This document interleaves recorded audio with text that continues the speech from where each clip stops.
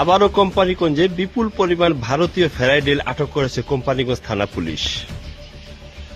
Police সূত্রে জানা যায়, গতকাল রাতে ধলাই নদীর ধলাই ব্রিজ এলাকা হতে ভোলাগঞ্জ ফাঁড়ি ইনচার্জ নূর মিয়ার নেতৃত্বে এবং ওসি শফিকুল ইসলাম খানের নির্দেশনায় এসব মাদক উদ্ধার করে কোম্পানিগঞ্জ থানা পুলিশ।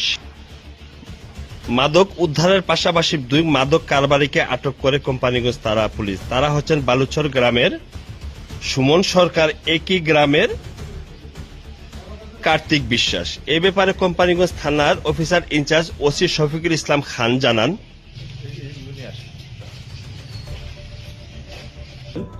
ধন্যবাদ আপনাকে। আসলে আপনি জানেন এই ইতিপূর্বে এর আগে 2টা মামলা মাদক দ্রব্য হয়েছে এবং কালকে আপনার 200 আপনার বিপুল পরিমাণ আপনার ফেন্সিল উদ্ধার করা হয়েছে। এর সাথে জড়িত 2জন আসামি গ্রেপ্তার করা হয়েছে। আসলে আমরা চাই যে কোম্পানিগঞ্জ আপনার এলাকাতে যেন মাদক মুক্ত হয় এবং কোনো যেন মাদকের যেন চলাচল না হয়। এই অনুযায়ী আমরা আপনার 2জন আসামির বিরুদ্ধে মামলা নিচ্ছি এবং আমাদের এই কন্টিনিউ এই অভিযান অব্যাহত থাকবে। ধন্যবাদ আপনাকে।